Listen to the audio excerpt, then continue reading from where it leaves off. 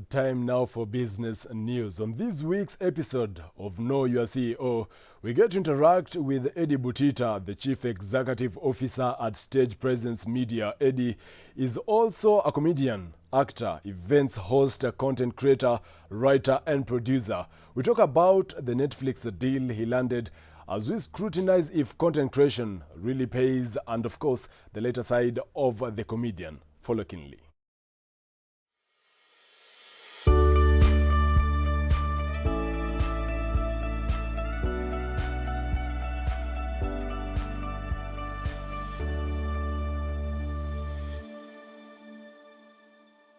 Ever want to know how a CEO sees his world? Then this is how. Apart from running an organization and strategizing, their key role is to ensure there's money in the bank.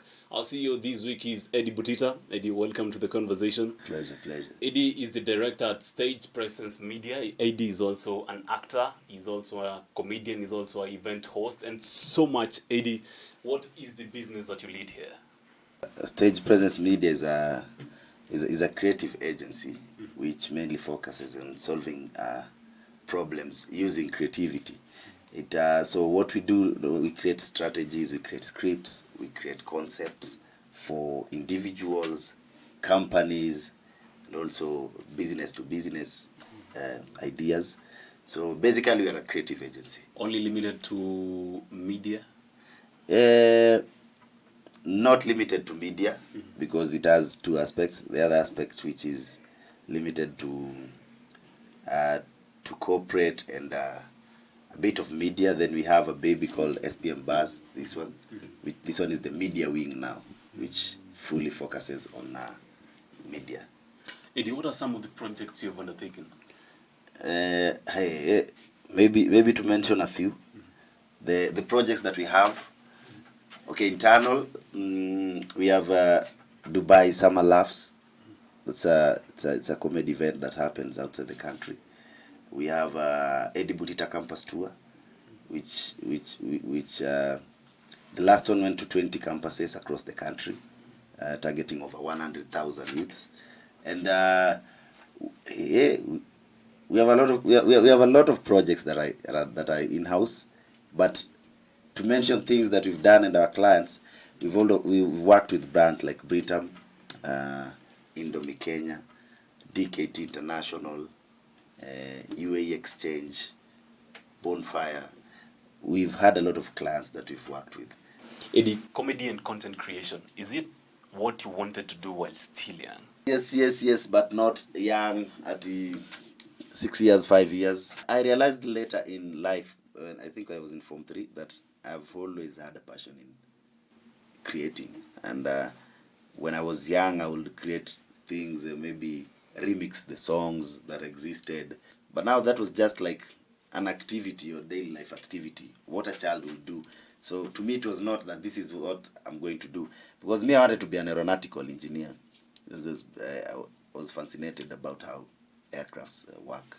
So now in high school, when I go to high school the first year, so that's Form 1, I go to a school where the culture of drama and music festival is very big, and I feel like this thing is something that I've always wanted to be part of.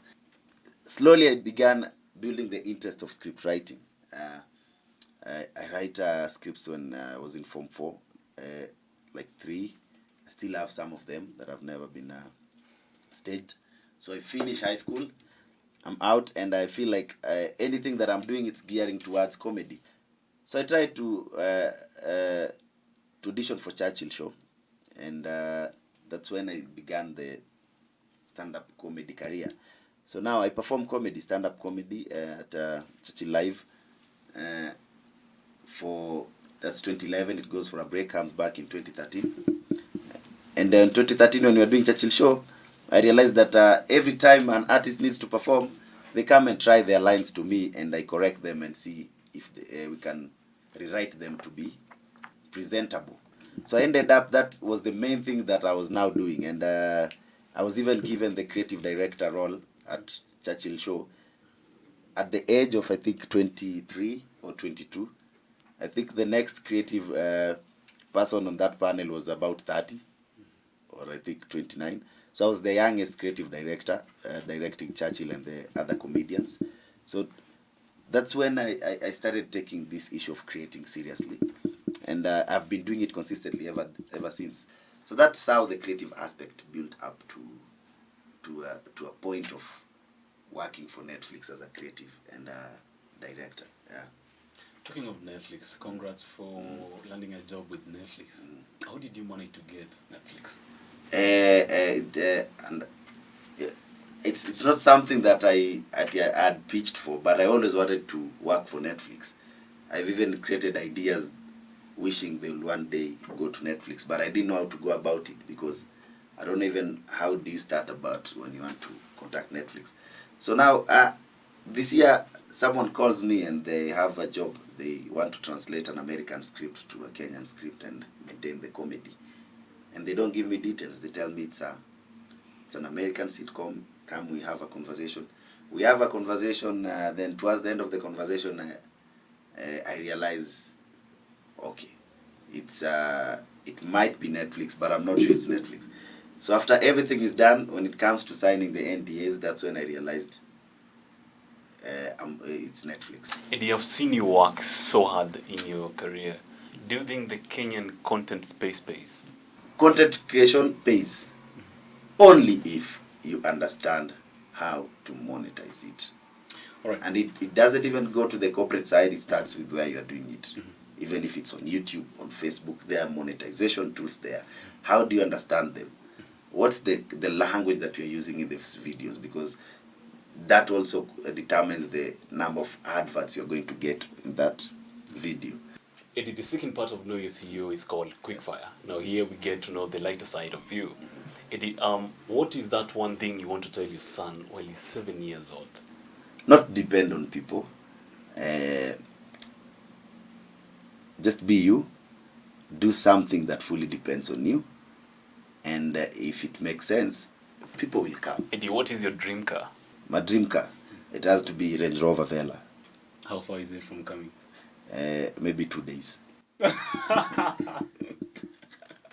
What is that one thing Kenyans don't know about you? I don't want to say I'm curious, but I'm the kind of person who will look for information, even if it necessarily will not help me. What's the most weird thing that you found yourself researching? I've researched about, okay, it's so weird, I don't know if I can mention it. You just say. Manhood transplant. Did you ever consider changing the manhood? No. There's something I was reading about how transplants are now. We are reaching to a point where everything can be transplanted. I'm like, no, there are things that cannot be transplanted. Then I research, I'm like, it has ever happened. How do these things happen? As we come to the close of this show, please, your camera, tell the audience back at home, Know Your CEO will be back on Monday. For today, it's a wrap. Know Your CEO will be back on Monday. Today, I was your guest, Eddie Butita. Thank you, Eddie.